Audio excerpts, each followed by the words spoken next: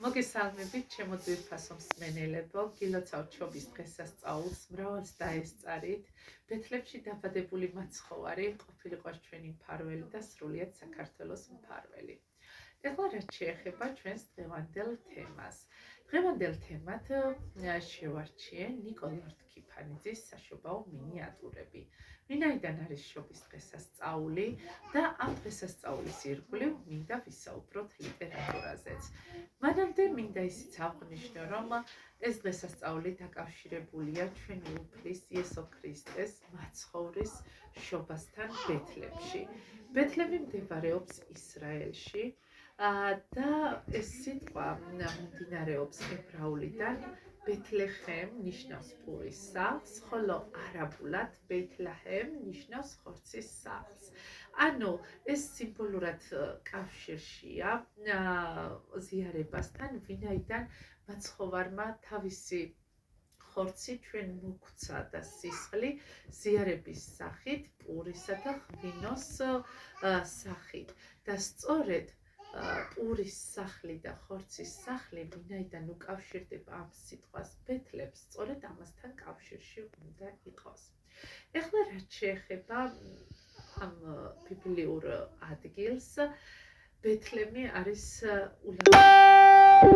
სადაც არის მაცხოვრის შობის ტაძარი, შობის ვარსკვლავი, სადაც უამრავი მომლოცველი, უამრავი ტურისტი ჩადის და იქ პატივსა და თაყვანს მიაგებს სწორედ ამ ადგილს.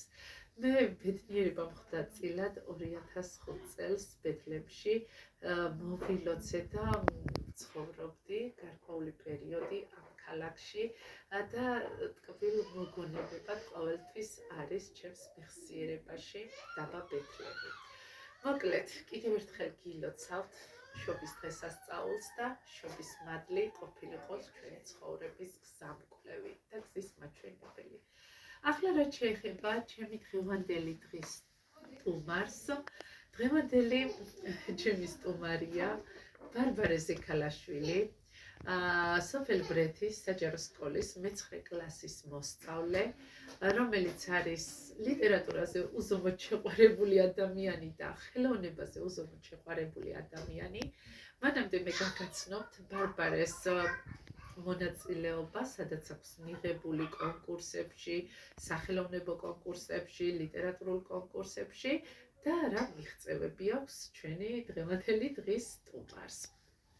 ბარბარე მონაწილეობდა 2018 წლის მარტის ქართული ენის გაზაფხულის სეზონის კონკურსზე, სადაც აიღო პირველი ადგილი.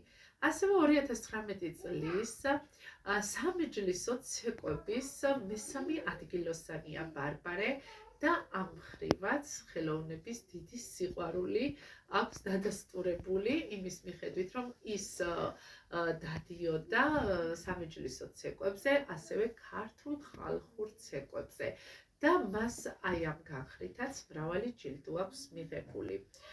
ასევე მინდა აღვნიშნო, რომ პირველი ადგილი აქვს ბარბარეს აღებული ნაწარმოებების საუკეთესოდ გააზრებისა და ნახატად გადმოცემისთვის 2019 წელს ბრეთის საჯარო სკოლაში. მინდა ისიც აღვნიშნო, რომ ბარბარე აქტიურად ცეკვავდა გორის ქორეოგრაფიულ ანსამბლ ასას ფესვებში, სადაც 2024 წელს აიღო პირველი ხარისხის დიპლომი და მიენიჭა ლაურეატის წოდება. მოკლედ, რაოდენ გასაკვირიც არ უნდა იყოს, ბარბარე არის ასევე საქართველოს ჯიუ-ჯიტსუს ფედერაციის 2020 წლის გამარჯვებული და მას ამ მხრივ ყვითელი ქამრის მფლობელის სტატუსიც აქვს. გილოცავ ბარბარე ამ წარმატებებს, ნამდვილად საინტერესოა შენი ხელოვნებით და ზოგადად ჯანსაღი ცხოვრების წესით დაინტერესება, მივესალმები, რა თქმა უნდა, ამ ყოველივეს და ძალიან მოხარული ვარ, რომ ჩემი დღის სტუმარი სწორედ არის ბარბარე, მე-9 კლასის მოსწავლე და ჩვენ დღეს საუბარი გვექნება საშობაო მინიატურებზე და ამ მხრივ ვიმსჯელებთ ნიკო ლორთქიფანიძის შემოქმედების ამ გარკვეულ ეპიზოდზე, რადგან მან აი ამ პერიოდში, თავისი ცხოვრებისა და მოღვაწეობის პერიოდში, სამი ისტორიულად მნიშვნელოვანი ეპოქის მომსწრე და შემსწრე იყო და სწორედ თავისი შემოქმედებაც აი ამ ისტორიული არეალის გამოძახილია. კერძოდ, ნიკო ლორთქიფანიძე დაბადება უკავშირდება ცარიზმის ეპოქას. შემდეგ ის ასევე, რა თქმა უნდა, შემოქმედებით მოღვაწეობას აგრძელებს საქართველოს დემოკრატიული რესპუბლიკის ძალიან მცირე ეპოქაში და შემდეგ უკვე კომუნისტური რეჟიმის წყობის დროს. ნიკო ლორთქიფანიძის შემოქმედება არის უაღრესად მნიშვნელოვანი, მრავალფეროვანი და ეს არის ქართული მწერლობის სწორედ ის გამოძახილი, რომელიც ამ ეპოქებს უკავშირდებოდა.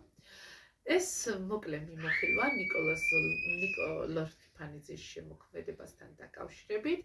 ახლა გაგვეცნობა ჩვენი სტუმარი კიდევ უფრო ახლოს და ის თავის აზრს შთაბეჭდილებებს, რა თქმა უნდა, საშობაო მინიატურების შესახებ გადმოგვცემს და დააფიქსირებს. მოგესალმებით კიდევ ერთხელ ბარბარე. მე ვარ მე-9 კლასის მოსწავლე ბარბარე, ბრეთის საჯარო სკოლის მოსწავლე. ძალიან კარგი, ჩემო კარგო. თქვენ ჯერჯერობით ნიკო ლორთქიფანიძის შემოქმედებიდან, როგორც ვიცი, არ გაქვთ ნასწავლი, მაგრამ ეს საშობაო მინიატურები, რადგან შობის თემას ეხმიანება, სწორედ თემატიკიდან გამომდინარე შევარჩიეთ დღევანდელი დღისთვის, რომ განგვეხილა. შენ ძალიან კარგად იცნობ ამ მინიატურებს. ეს შედგება ძირითადად სამი მინიატურისგან. ეს არის სარეცელზე, საქართველო იყიდება და ბრმა თერზე. კი ბატონო. ეს სამი მინიატურა ერთმანეთთან ძირითადად კავშირშია იმით, რომ სამივე შობის დღესასწაულზე დაიწერა და მიმდინარეობაც სწორედ შობის დღესასწაულს ემთხვევა. მე შენი აზრი მაინტერესებს პირველ მინიატურასთან დაკავშირებით. როგორ გადმოსცემს ავტორი თავის საფიქრალს, თავის განცდებს, თავის ემოციებს და როგორ უკავშირებს ის ამ მოვლენას შობის დღესასწაულს? ჩემი აზრით ეს ძალიან დიდი მოვლენა მაცხოვრის დაბადება და ძალიან ეს არის აღსანიშნავი დღესასწაულია, დღეა, შობა და რავი. ეს როგორ მიმდინარეობს, რომ შობის დღესასწაულზე კაცობრიობის მხსნელი მაცხოვარი იშვა და აი ამ პატარა მინიატურაში დედას ხელიდან ეცლება თავისი პირმშო, ხო? ანუ თუ აი ამ დღესასწაულზე კაცობრიობას მოევლინა უზომოდ დიდი სიხარული, რომ მხსნელი იშვა, ამ პატარა მინიატურაში ერთადერთი პირმშო, რომელიც დედას უკვდება, ეს არის მხატვრულად გადმოცემული. აი შენში რა შთაბეჭდილება და რა შინაგანი მდგომარეობა გამოიწვია აი ამ ნაწარმოების წაკითხვა, ამ პარის წაკითხვა?